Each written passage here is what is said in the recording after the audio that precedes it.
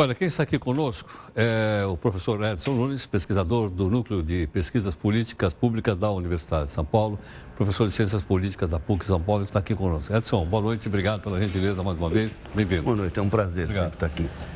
Edson, nessa situação toda que nós estamos vivendo, é agravada agora pelos estados que estão, né, de pires na mão e assim mesmo parece que não vão conseguir pagar suas dívidas e equilibrar suas dívidas, né? Como é que a gente vai se organizar nesse período aí? A situação está difícil. Difícil e esperada. Gastou-se demais. A crise vem e abate a receita. E esse é um ponto importante. E que, de certa forma, desequilibra o previsto pelos governadores. O Estado Central certamente não tem condição de suprir a diferença. E nós vamos ter, então, uma situação muito difícil. Eu acho que a gente pode ver de dois jeitos essa situação.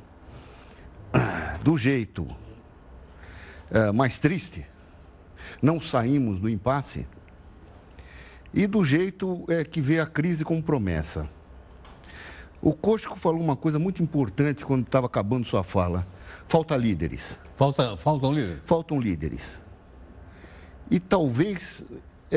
poucas são as conjunturas em que a conjuntura pede um estadista. Não é? Essa é uma. Porque mais que propriamente a reforma política, ou saber se alguém vai ter foro privilegiado ou não, o desequilíbrio que existe entre encargos, receitas e despesas entre União, Estados e municípios no Brasil é gravíssimo. E, de alguma forma, nós precisamos rever isso. Porque não é possível continuar com o Estado com tanta obrigação compartilhada que Estado, município e União podem fazer, com uma receita que não cresce e com uma pressão de necessidade por parte da população muito grande. Esse jogo político desobriga partidos, líderes, governadores, prefeito, presidente, vereadores, etc., de uma coisa muito básica, que é o que a política deve prometer para a gente. Qual é? O elenco de prioridades. O que é mais importante fazer e o que deve ser preterido em nome do saneamento do presente e do direito dos futuros. Hoje, um líder que seja capaz de reequacionar o Pacto Federativo no Brasil vai marcar seu nome na história e tirar o país de um buraco muito agudo. Mas você está vendo, eu não estou vendo nenhum aqui, nenhum desses líderes aqui. Daqui eu não estou conseguindo ver nada. Pois é, permita que eu reze, o Heródoto. Permita que eu emita para o espectador, para o telespectador e para quem mais puder ouvir, um apelo de esperança. Não é? Porque no frigir dos ovos há que se fazer sacrifícios. Um outro tema correlato a esse que eu digo, reforma fiscal. Se não chegar no momento de crise, todo mundo que vai perder algum pouquinho pode barrar no parlamento, pode barrar dentro do executivo qualquer projeto de reforma. Ora, agora que está na crise, que é perceptível que o 13º salário dos funcionários não será pago, que é perceptível que programas sociais de certa importância têm que ser paralisados. E tem que, porque não tem dinheiro. É aí que enfraquece os interesses parciais e alguém pode emplacar. Como é que nós chegamos nisso? Essa conta, acho que é aquela conta que a gente fazia na caderneta, quando a gente ia fazer conta, não é? Ganho tanto, gasto tanto, tá certo? Meu patrão me prometeu tanto, que é o crescimento da economia, pode não me dar esse aumento. Como é que eu vou pagar a conta depois, no fim do mês? Pois é, como chegamos nisso? Bem, podemos rotular isso como irresponsabilidade ou não? Ou é o seguinte, vai terminar o meu mandato e eu vou passar para você e você que se vira? Não, tecnicamente é irresponsabilidade. Porque quem tem o dever de cuidar disso, lava as mãos dessa responsabilidade. Agora, há muito incentivo no sistema político para que isso aconteça. A pressão eleitoral é muito grande. Você tem que chegar no momento de eleição e prometer para o povo que haverá mais gastos, porque toda pauta reivindicativa popular implica algum gasto a mais. toda a pauta do movimento sindical implica na manutenção de trabalhadores que às vezes nem mais são necessários para o desempenho das funções. Ainda mais com uma reforma tecnológica, etc.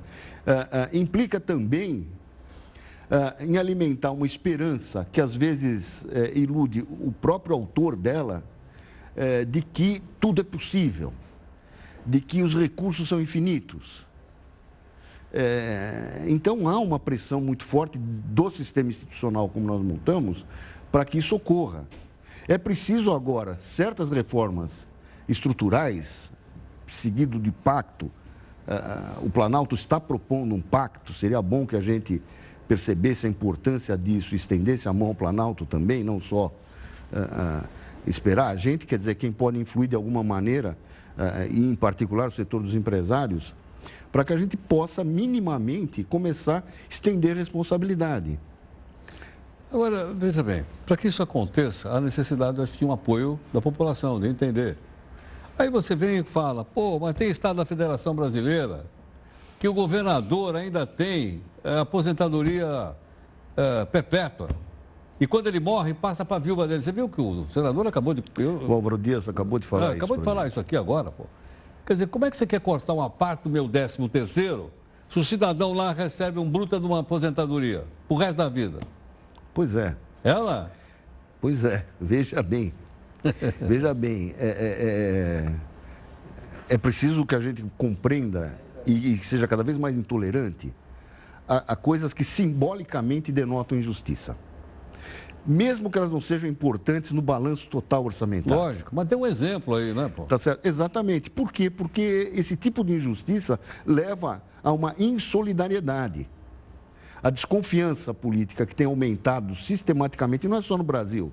Embora no Brasil, na Hungria e outros países complicados, isso seja dramático. Dramático. Em parte isso. E a falta de solidariedade e de confiança na sociedade leva a um boicote a uma ação comum, solidária, uma ação coletiva que permita superar essa situação. Eu nunca vi a sociedade brasileira, desde a época de 76, quando o governo estendeu a mão à oposição, não sei se você está lembrado. 66? 76. 76. 76. Sim, o Geisel. Eu estendo a mão à oposição. Eu nunca vi a população brasileira tão seriamente empenhada em ver a solução de alguns problemas, ainda que emblematicamente seja a Operação Lava Jato, o saneamento moral do país. Há um clima para receber a má notícia como uma notícia, mas ao mesmo tempo alimentar a esperança de tratar institucionalmente o problema.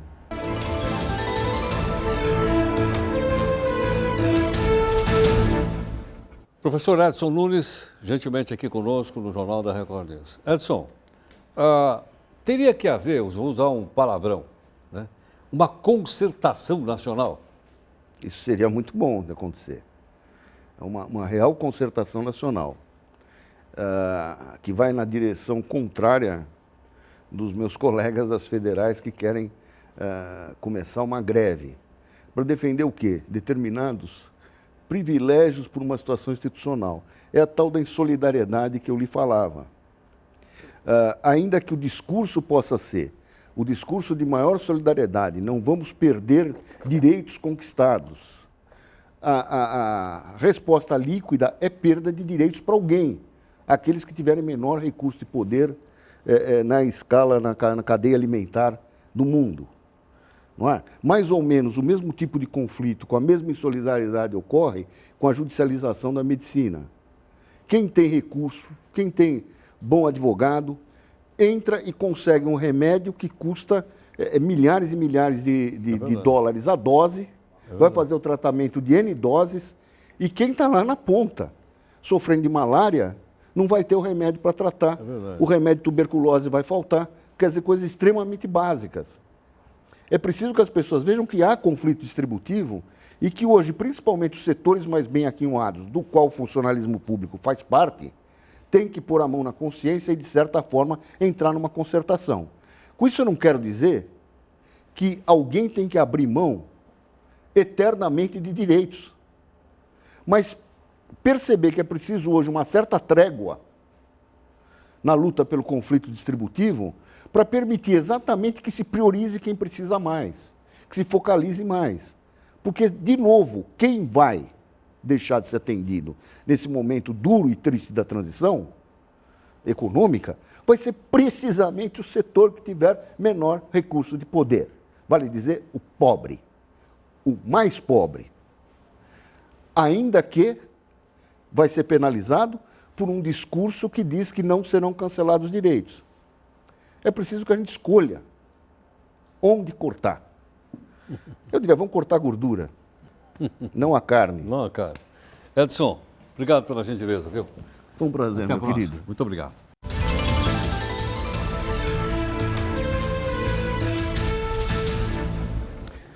Segundo a ONU, até o final deste ano, quase metade da população mundial vai estar usando internet. Com o Zap Zap, para você ver aqui o jornal no Zap Zap, mandar Zap Zap e tal. O crescimento das redes móveis e a queda dos preços estão ajudando muito. Por outro lado, esses números vão estar mais concentrados nos países desenvolvidos, onde cada 10, 8 tem internet. Nas nações desenvolvidas, cerca de 90% da população usa a internet. Já nos países em desenvolvimento, esse número é de cerca de 40%.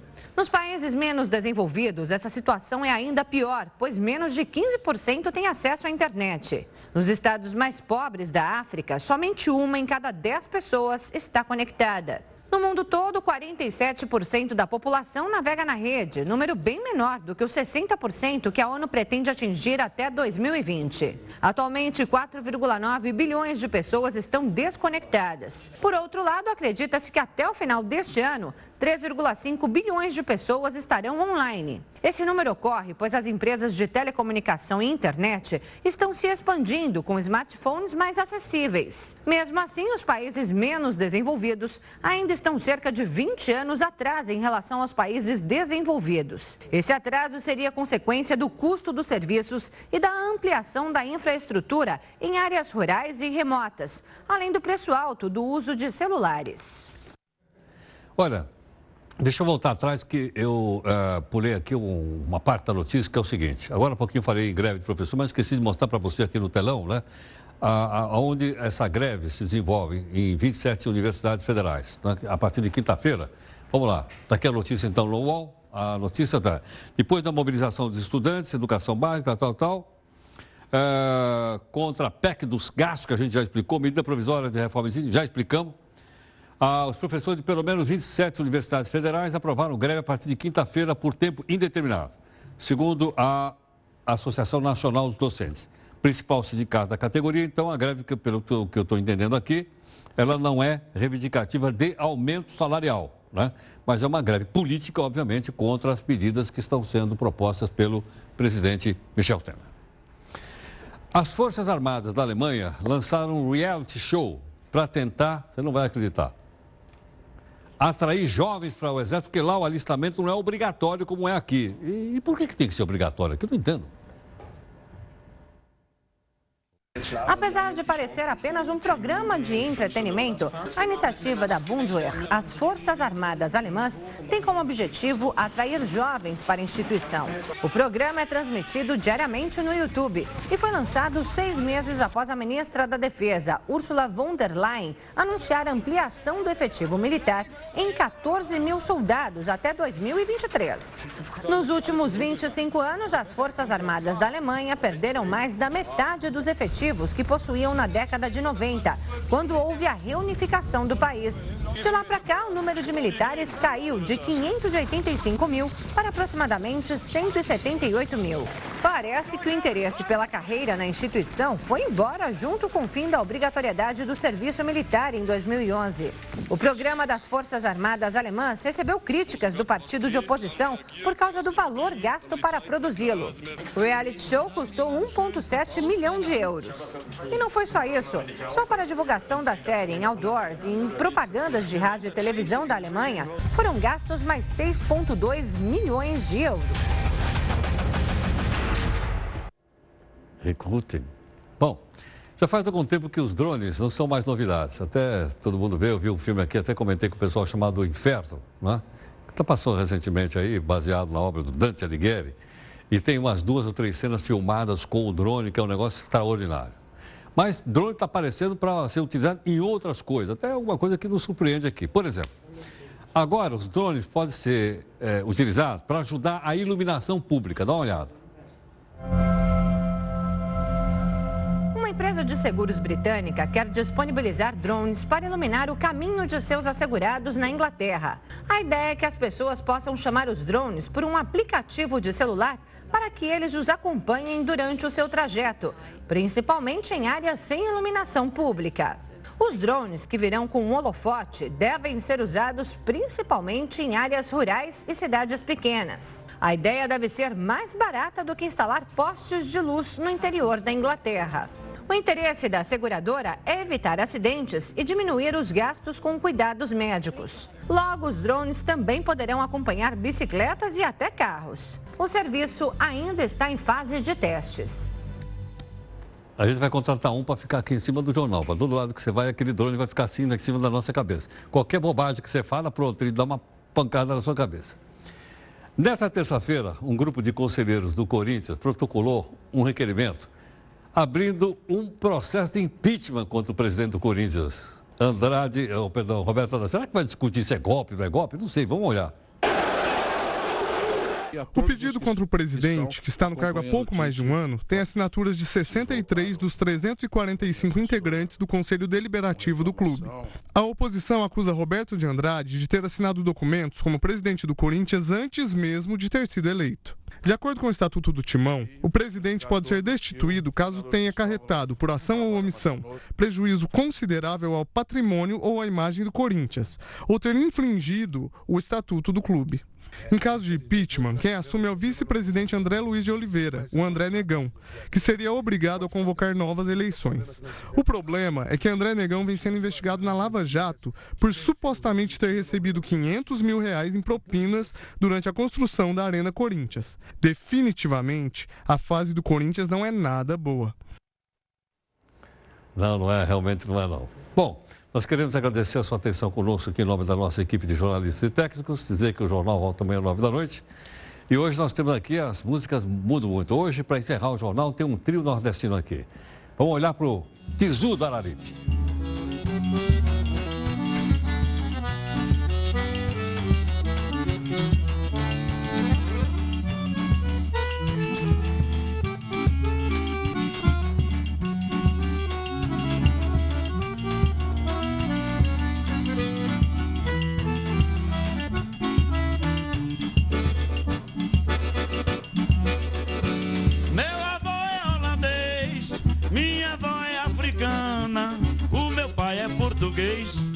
E a minha mãe baiana. Eu nasci no Ceará, num recanto brasileiro, onde as praias são bonitas, onde o sol nasce primeiro. Tenho parente inglês, japonês, italiano. Tenho primo que é francês, o outro é índio alagoano. Sou mulato sarará, e o meu sangue é de primeira. É a mistura de raça da genética brasileira. O meu sangue viajou, navegou pelos mares. O meu sangue viajou, navegou pelos mares. Foi parar no quilombo em Zumbi dos Palmares. O meu sangue viajou, navegou pelos mares. O meu sangue viajou, navegou pelos mares. Foi parar no quilombo em Zumbi dos Palmares. Sou mulato sarará, e o meu sangue é de primeira. É a mistura de raça da genética brasileira.